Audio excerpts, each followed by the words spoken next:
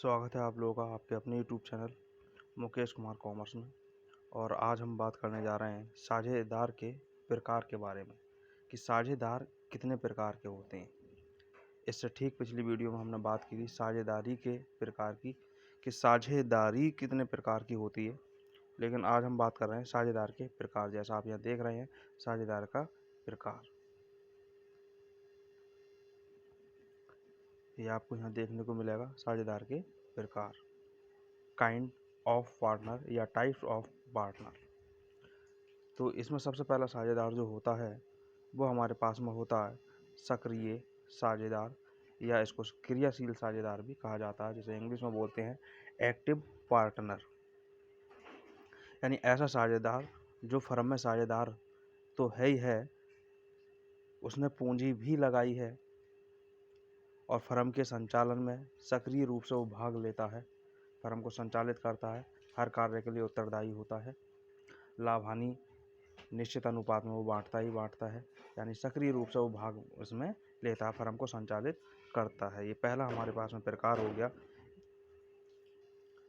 ये हमारे पास पहला प्रकार हुआ। इसके बाद दूसरा आता है वो हमारे पास में है निष्क्रिय साझेदार। ऊपर जो अभी था वो सक्रिय साझेदार था, ये हमारे पास, और इसके बाद अब दूसरा है हमारे पास निष्क्रिय साझेदार, जिसको डोमिनेट पार्टनर भी कहा जाता है।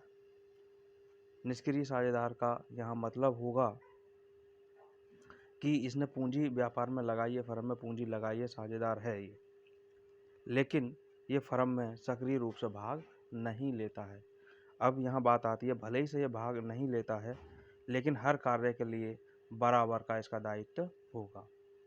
ये नहीं कि मान लीजिए अगर कोई और लोग फर्म को संचालित करते हैं और लॉस हो जाए तो ये नहीं कह सकता कि लॉस मैं नहीं भुगतूंगा, इसको भुगतना पड़ेगा, अन्य पक्ष सभी पक्षकारों के लिए भी ये उत्तरदायी होगा। तो इस तरह से ये हो गया निष्क्रिय साझेदार। इसके बाद बात आती है नाम मात्र के साझेदार।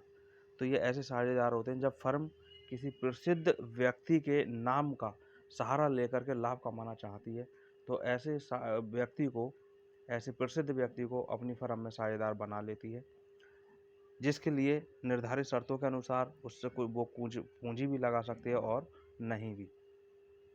तो वो पूंजी भले ही से ना लगाए, लेकिन उसको लाभ में हिस्सा दिया जाता है, उसको कुछ लाभ का हिस्सा फर्म में से दिया जाता है। तो ऐसा साझेदार नाम मात्र का साझेदार होता है।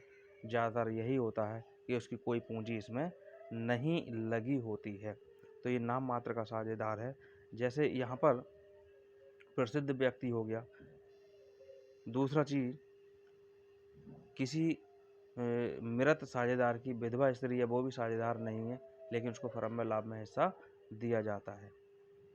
कभी कभी फर्म का जो मैनेजर है उसको लाभ में से या लाभ का कुछ कमीशन के रूप में उसको दिया जाता है, लाभ का कुछ प्रतिशत के रूप में हिस्सा दिया जाता है, तो वो नाम मात्र का साझेदार कहलाता है। फिर इसके बाद हमारे पास आता है अवयस्क साझेदार। तो अवयस्क के लिए हमें पहले वयस्क और अवयस्क में अंतर मालूम होना चाहिए। ऐसा व्यक्ति जिसने 18 वर्ष की उम्र पूरी कर ली है वो व्यक्ति वयस्क होता है, और जिसने अभी उम्र 18 वर्ष पूरी नहीं की है, जिसकी उम्र 18 वर्ष नहीं हुई है अभी, वो अवयस्क कहलाता है। अब ऐसा साझेदार अवयस्क साझेदार कहलाता है, यानी जिसकी उम्र 18 वर्ष नहीं हुई है और फर्म में वो साझेदार है, तो उसे अवयस्क साझेदार कहते हैं। इसको लाभ में हिस्सा पाने का पूरा अधिकार है, लेकिन ये फर्म को संचालित भी कर सकता है, फर्म में भाग भी ले सकता है, लेकिन इसके द्वारा किए गए कार्यों से अगर कोई हानि हो जाती है तो उसके लिए ये उत्तरदायी नहीं होगा। अन्य साझेदार ये नहीं कह सकते कि यह हानि इसकी वजह से हुई है, तो ये उसका उत्तरदायी होगा, उत्तरदायी उसमें ये नहीं होगा।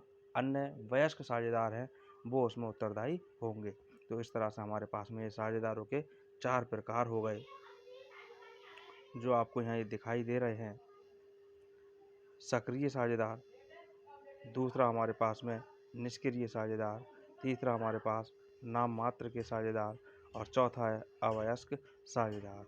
तो इसको आप इसी तरह से आप इसको लिख सकते हैं, समझ सकते हैं। ये इम्पोर्टेंट चीज़ है, सबको मालूम होनी चाहिए। तो इस तरह से आज के लिए इतना, बाकी अगली वीडियो में ख्याति को लेकर के उपस्थित होंगे। तब तक के लिए धन्यवाद।